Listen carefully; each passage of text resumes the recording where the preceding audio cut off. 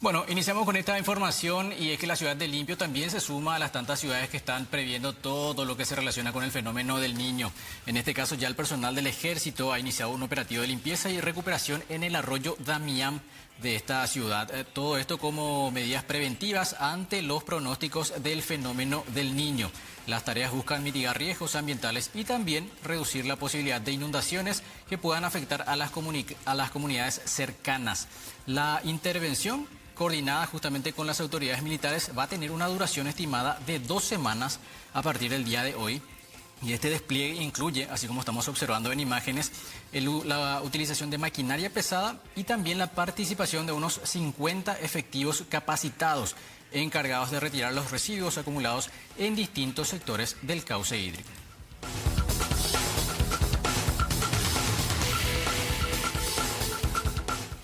Un nuevo e insólito método de contrabando de tirzepatida, de estos medicamentos que están siendo verdaderamente un boom porque son, si bien es cierto, medicamentos que se utilizan para el tratamiento de la diabetes, se están utilizando también por la mayor parte de la población como medicamento medicamento adelgazante en realidad.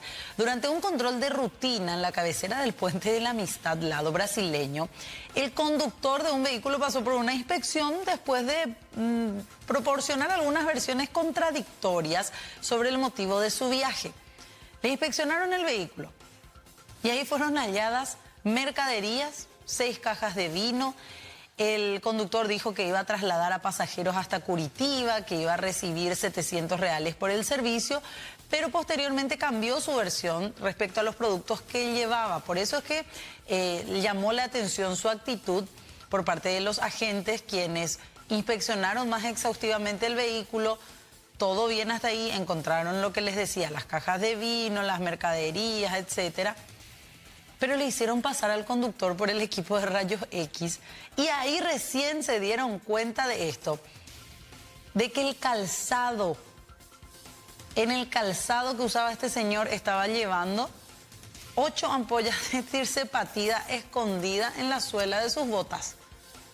O sea, así se iba caminando. Imagínate, Oliver, que la tirzepatida que estaba llevando este señor así en la suela de su zapato vaya después a parar al organismo de una persona. Sí, una locura esto. Cuando que esos medicamentos tienen que estar refrigerados, tienen que mantener una cadena de frío para que no se dé ninguna situación de algún problema de salud o simplemente que compres este medicamento, que pagues un monto altísimo si sos del Brasil, en donde el precio es bastante elevado, y que no te funcione.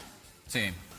Eso es lo mínimo que te puede pasar. Porque como mínimo tendría que tener algún tipo de cadena de frío, de temperatura mínima, temperatura máxima, consideraciones para poder ponerlo en resguardo.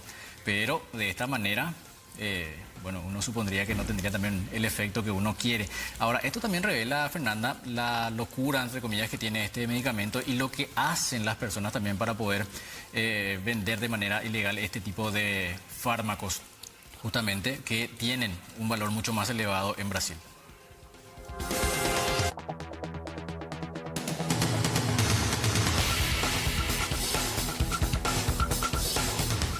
Bueno, y los datos actualizados con relación a la cantidad de fallecidos en Colombia tras este terremoto registrado el día de ayer ya suman más de 180 los fallecidos. En razón de esta cantidad de personas se ha generado también la preocupación con relación a los residentes paraguayos que viven en Colombia.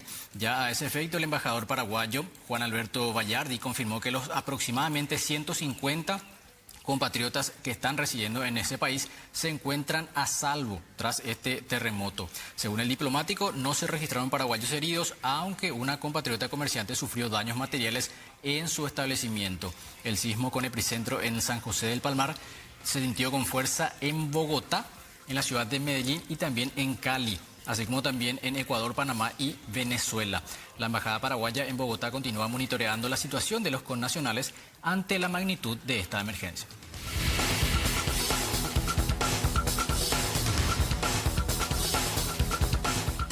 El 4 de agosto pasado, hace una semana ya, el fiscal Julio Ortiz imputó a 9 funcionarios, entre ellos 2 presidentes del IPS, por lesión de confianza. El único que aún no se ha presentado a la justicia sigue siendo el expresidente del IPS, Vicente Battaglia, quien se suponía debía llegar el día de hoy, bien temprano, al país, con un vuelo desde Europa a Asunción. Hubo incluso todo una zona de también algunas autoridades aeroportuarias que estaban aguardando la llegada de este hombre que tiene aquí en el Paraguay una orden de detención a nivel nacional, valga la redundancia, para poder afrontar a la justicia en el marco de esta investigación por un presunto perjuicio patrimonial de 61.000 millones de guaraníes. Pero ¿qué pasó? Jamás apareció.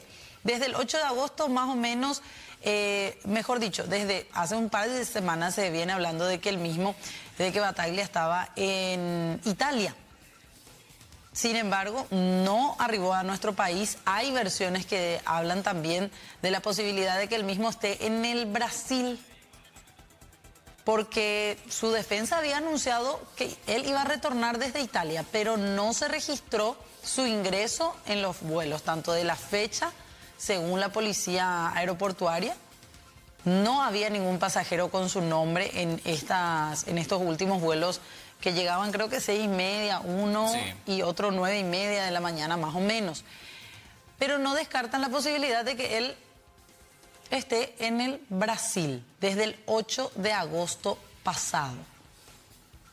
Así que veremos, se está aguardando el regreso de Battaglia. Su abogado, Jorge Arturo Daniel, había dicho que él se iba a poner de inmediato a disposición de la justicia. Eso ya había sido la semana pasada, justamente cuando había salido la imputación a estas 9 personas, incluido Battaglia. Y que le estaban buscando vuelo, pasaje, porque esta situación les había agarrado básicamente de sorpresa, que él estaba haciendo un curso médico, que no había ningún problema, hasta esos días por lo menos. Sería bueno hablar con, si es que atiende el abogado. Sí, para saber un poco su condición. Con Jorge Arturo Daniel, porque por lo menos el comisario Luis Pisani, jefe del Departamento de Policía Aeroportuaria, dijo que no se detectó el arribo del imputado.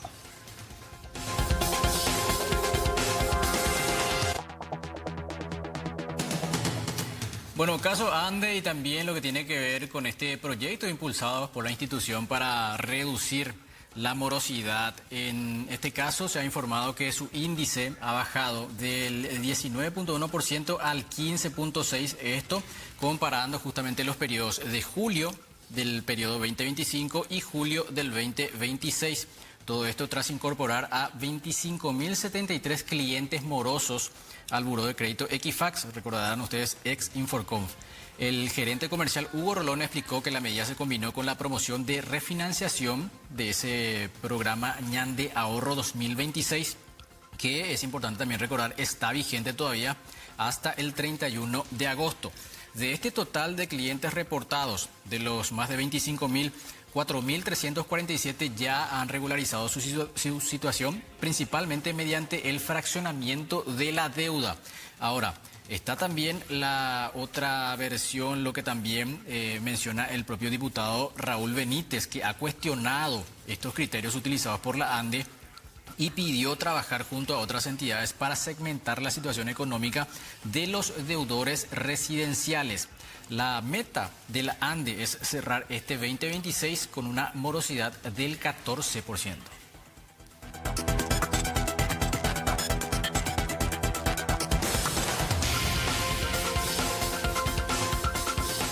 Y vamos al ámbito de la salud para hablar de una unidad, la de ortopedia pediátrica del Hospital de Clínicas, que lanzó una segunda edición de su campaña solidaria para realizar cirugías ortopédicas a niños que tengan entre 1 y 15 años, que sean también de zonas vulnerables, bajo el lema "Juntos le damos una oportunidad de una vida mejor". es que están volviendo a lanzar estas cirugías traumatológicas gratuitas en el Hospital de Clínicas. La convocatoria está abierta hasta este domingo 16 de agosto, Día del Niño, y está dirigida a familias de escasos recursos o que directamente no tengan dinero para costear dichas intervenciones. Hay una empresa de por medio que va a donar la totalidad de los insumos y materiales quirúrgicos necesarios para las intervenciones. Destacan los médicos del Hospital de Clínicas que estas cirugías son cirugías traumatológicas de ortopedia pediátrica que lo que buscan es mejorar la movilidad de los pacientes en el caso de que se pueda realizar dicha cirugía en los niños, y su integración escolar y social. Es para garantizar que los niños se puedan desarrollar en todos los ámbitos que un niño se merece a su edad. Los interesados pueden comunicarse a los teléfonos 0992-442-639 y 0961-444-500.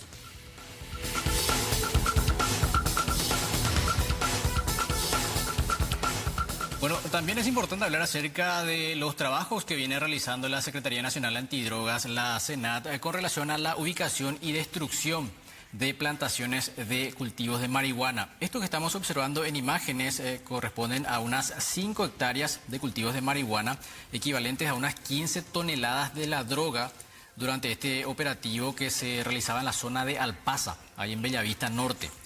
En este procedimiento también se destruyó un campamento utilizado para el procesamiento de la producción. De acuerdo a la SENAT, a los miembros también que estaban trabajando en ese lugar, los trabajos de geolocalización en la zona han permitido identificar y también inhabilitar estructuras de organizaciones criminales que buscan reactivar de manera permanente su trabajo en dichos sitios. El área intervenida presentaba además evidencias de tala de árboles para la instalación de los cultivos, y el fiscal, en este caso del caso, es Celso Morales, que acompañó las últimas incursiones y las diligencias investigativas desarrolladas en este lugar.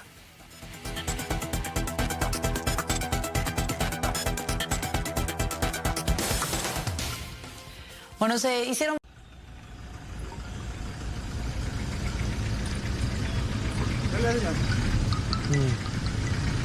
Ya dime la señal que pasa de eso en sí. A la comisaría me llevamos con el caballero. Vamos blanca, ¿no? Vamos que no. ¿Ahorita no con él?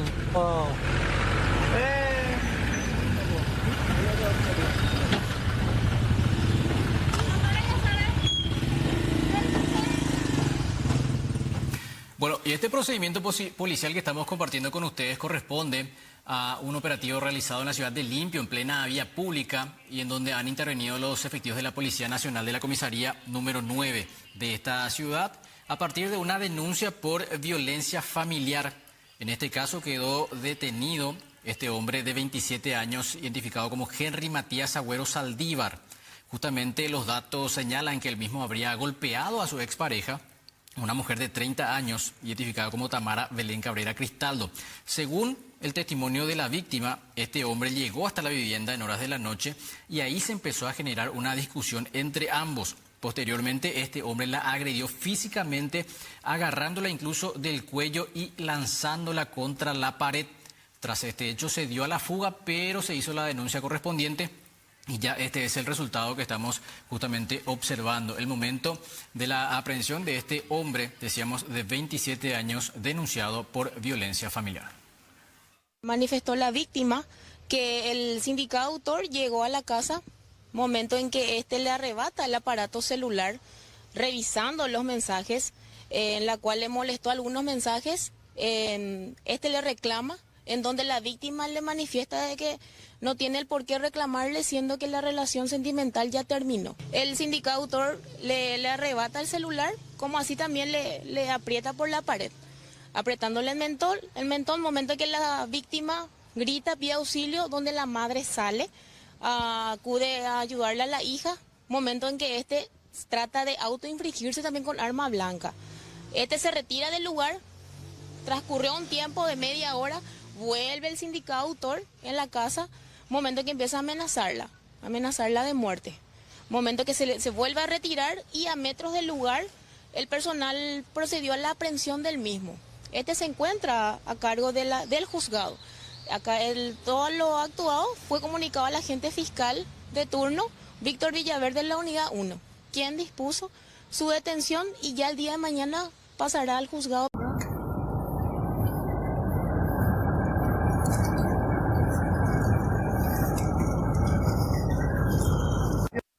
Para salir en la rotonda, señor.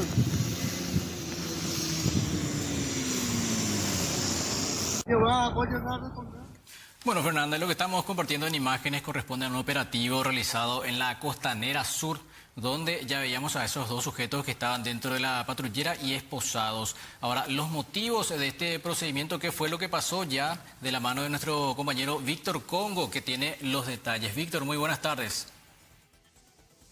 Buenas tardes, Oliver, a vos y a la audiencia, por supuesto. Sí, estamos en la comisaría 13 para hablar un poco más sobre la detención de estos dos sujetos. Hermanos ellos, uno mayor de edad y uno menor de edad. Ambos tenían en su poder un arma casera de fuego. Ellos fueron detenidos y para más detalles está con nosotros el subcomisario Ramírez, que nos da los detalles completos. Buenas tardes, subcomisario. Sí, muy buenas tardes. Justamente esta tarde, aproximadamente a las 14 horas, estas dos personas, una persona de mayor edad, el otro menor, ambos hermanos justamente, estaban saliendo de la zona baja, queriendo cruzar la parte de la zona costanera sur, donde fue visualizado por motocicleta del grupo Lince. Inmediatamente los personales, a visualizar que estaban en manera sospechosa, se dirigieron junto a ellos y ambos quisieron correr, pero también con personal que estaba apostado en el lugar, en la costanera, se logró su aprehensión y en ese momento el cateo. Una vez en el cateo se logró visualizar que tiró en el suelo con su remera un arma de fabricación casera. Por lo que se le preguntó del por qué tenían ellos, manifestaron que encontraron todo se pensó que estarían queriendo realizar algún hecho punible en la zona de la costanera, por lo que se procedió inmediatamente el traslado a esta comisaría. ¿Los mismos dónde están? ¿Ellos siguen detenidos? ¿Ya fueron liberados? Se comunicó inmediatamente al Ministerio Público, donde el fiscal de turno dispuso que sea entregado a sus familiares, porque uno de ellos es menor, y que las evidencias sean comunicadas al fiscal de turno el día de mañana. Perfecto. Bueno, estos son los detalles que tenemos acá desde la comisaría 13, Oliver. Es así, Víctor. Decía justamente un arma de fabricación casera. Ahí estamos observando en imágenes. ¿Qué detalles tiene el arma en particular, Víctor? ¿Qué supone la policía? ¿Cómo se elaboró el arma? ¿Si llegó a ser utilizada en algún momento? ¿Qué datos maneja la policía? Si le voy a trasladar la consulta al subcomisario, ¿qué calibre sería? Todavía no logramos identificar qué calibre sería. Posiblemente grueso calibre porque es un arma de grueso. Posiblemente calibre 45 aproximadamente. El mismo, o sea, me imagino que en tus años viste algún tipo de arma como esta. ¿Cuáles son las características de esta arma, subcomisario? De todo tipo de armas ya, pero cada vez se fabrica para realizar cualquier tipo de hecho, pero esta es la primera vez que veo este tipo de arma. Bastante particular. Bastante particular, así mismo. Y esos son los detalles, Oliver. Un arma bastante particular que tenían estos dos sujetos. Sí, señor, de grueso calibre, decía también ahí el interviniente. Gracias, Víctor, por estos detalles.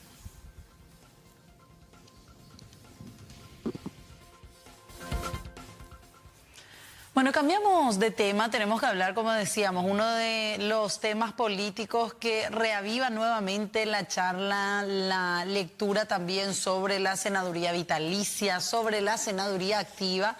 Y todo esto, Oliver, televidentes, nace ayer cuando el presidente del Congreso, Basilio Núñez, habla en distintos, o en un medio radial en particular, al menos que yo había escuchado, de la posibilidad y de la idea que tenía de proponer al expresidente Horacio Cartes, actual presidente del Partido Colorado, la posibilidad de que integre y encabece la lista de candidatos al Senado para el año 2028. Es así. De hecho que la propia propuesta parte del titular del Congreso, Sí. de Basilio Núñez, que había confirmado que mantuvo una conversación con Horacio Cartes y otros tantos legisladores para plantearle formalmente la posibilidad de que él pueda encabezar la lista de candidatos al Senado. Ahora, ¿cuál fue la respuesta? Y esto siempre de acuerdo a lo que mencionaba Bachi, que había dicho en su momento Horacio Cartes. Sí. Dijo, soy una persona a disposición del Partido Colorado. Donde el partido me necesite, yo voy a estar. Donde el partido me llame, yo voy a estar.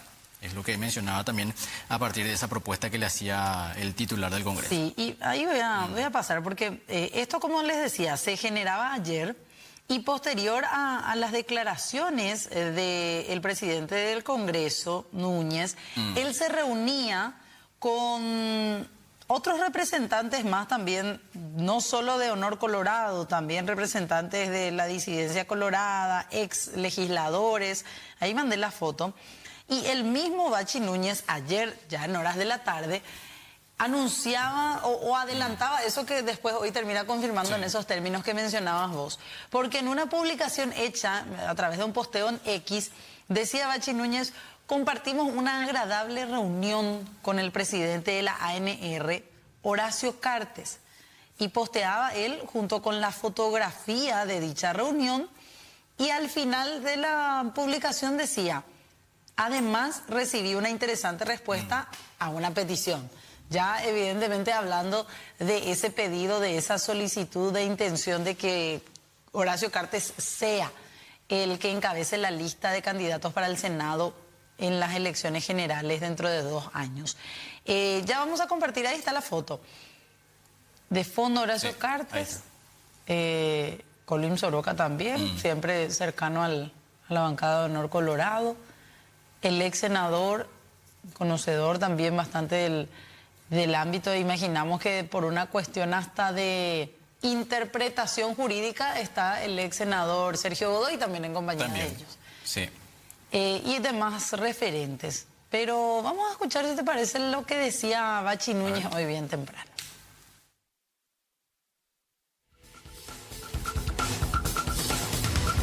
En un momento yo le planteé al presidente del partido la posibilidad de que él encabece la lista primero del movimiento Honor Colorado y en su momento estamos seguros de que vamos a salir gananciosos, ser candidato por encabezar la lista de la lista uno del Partido Colorado. Bueno, él no pidió tiempo, pero quiero recordar también que la voluntad popular en el 2018 fue vulnerado.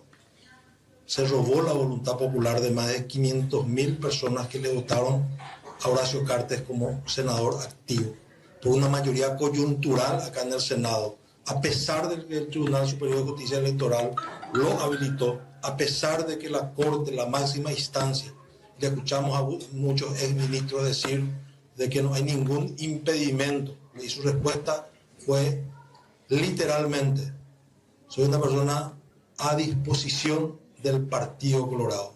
Donde el partido me necesite, yo voy a estar. Y yo creo que el partido le necesita. El partido le necesita a Horacio Cartes, basta mirar las mediciones nomás. Bueno, ahí está parte de lo que mencionaba. Como decíamos, acá por un lado hay el respaldo político, en el otro lado está la interpretación también. Ellos hablan ya de un antecedente a favor que en su momento la Corte se había expedido respecto al tema. Sí, ya del año 2018. Sí. Incluso el propio titular del Congreso descartaba la posibilidad y necesidad de hacer un proyecto de ley para reglamentar lo que sería la senaduría vitalicia. Sí. Basándose en ese antecedente que les acabamos de mencionar, porque decía no hay inconvenientes para que un expresidente que ya tiene el cargo de senador vitalicio pueda candidatarse para ser senador activo. Y ayer por lo menos hablaba Bachi Núñez de una candidatura testimonial. Hoy ya es de una candidatura activa, de participativa y hasta en caso de llegar, algo que ellos creen muy probable, de ejercer dicho cargo de senaduría activa.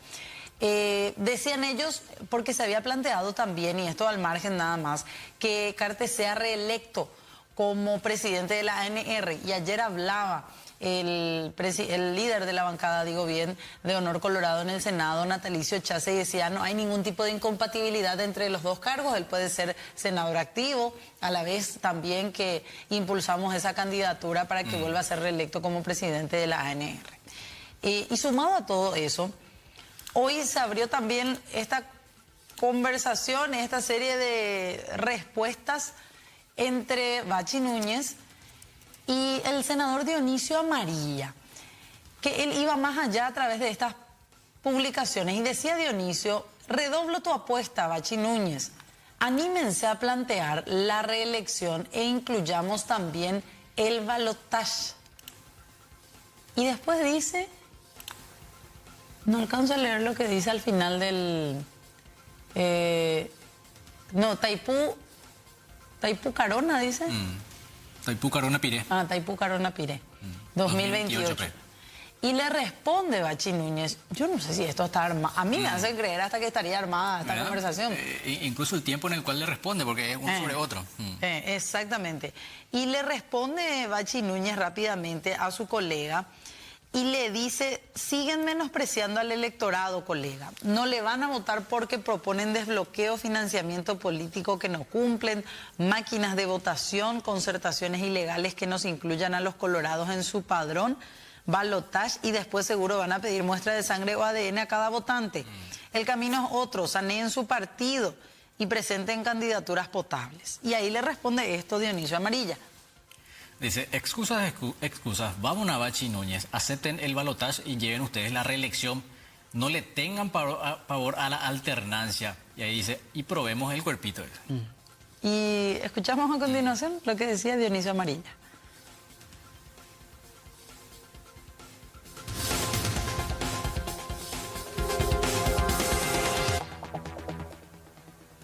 Ya está Bachi planteando reglamentar la senaduría vitalicia para que su líder pueda candidatarse a senador activo. Entonces redoblo apuesta. Hablemos de balotaje, Bachi. Si quieren un 2028 promisorio para la República del Paraguay, me parece que habemos políticos que estamos en condiciones de discutir una reforma profunda de la Constitución Nacional. Creo que hoy estamos en condiciones los paraguayos de sensatamente sentarnos a discutir un marco constitucional renovado y me parece a mí, por más que seguramente ya tener detractores, que la oposición tendría que pensar seriamente en el balotaje. Ya lo escuché alguna vez a Lina hablar de esto, coincido con él en esa línea de pensamiento y es una buena alternativa también para que tanto el Partido Liberal como otros candidatos que están surgiendo midan fuerzas en esa contienda con vista al balotaje y el que salga más votado, entonces naturalmente tendría que tener el acompañamiento de la otra fuerza. Denuncias que se dan en relación al Instituto de Previsión Social se suma una más, y en este caso que llega desde San Ignacio Misiones. Es que en este caso particular una asegurada del IPS, residente en San Ignacio Misiones, denunció el calvario que sufre para obtener una atención para su hija de 5 años que tiene un problema dermatológico. La misma había señalado que lleva ya semanas esperando una cita con un especialista y cuando por fin le dieron la fecha, ¿qué pasó?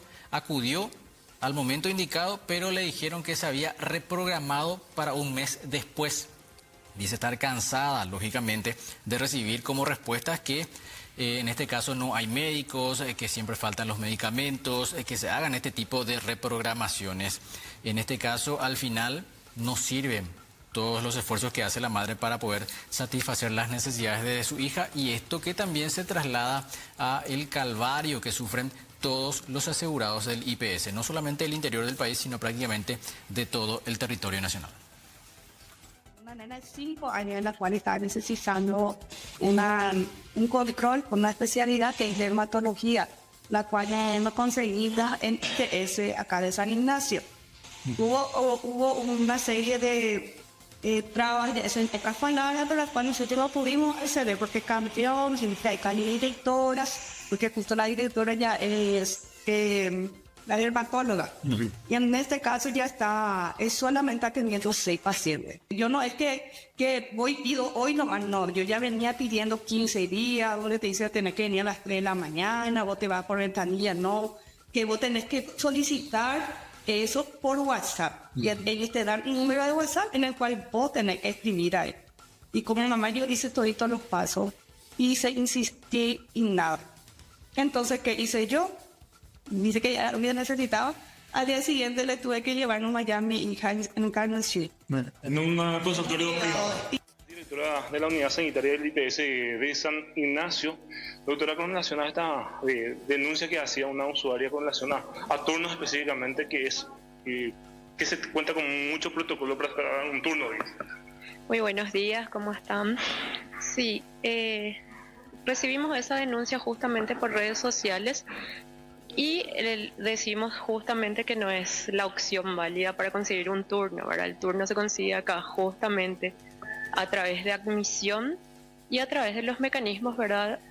Nosotros damos 12 a 15 turnos por semana, porque yo actualmente estoy en la dirección justamente de IPS y eso hace que tenga otras actividades, ¿verdad?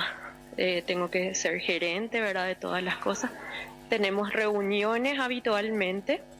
En este caso, el miércoles pasado tuvimos una reunión con el presidente del IPS. Este miércoles volvemos a tener y justo los miércoles es mi día de atención, ¿verdad? Entonces pasa que se van pasando los turnos también, ¿verdad? No atendemos solo 6 pacientes, atendemos incluso... Yo nunca me negué a una atención a un paciente, entonces no recurrió a las instancias correspondientes. Ese es el único problema, ¿verdad? Las redes sociales no solucionan los problemas de turno. Eso entonces diría, ¿existe una atención como corresponde? Claro que sí, estamos atendiendo. Ahí tenemos las estadísticas justamente de todas las atenciones.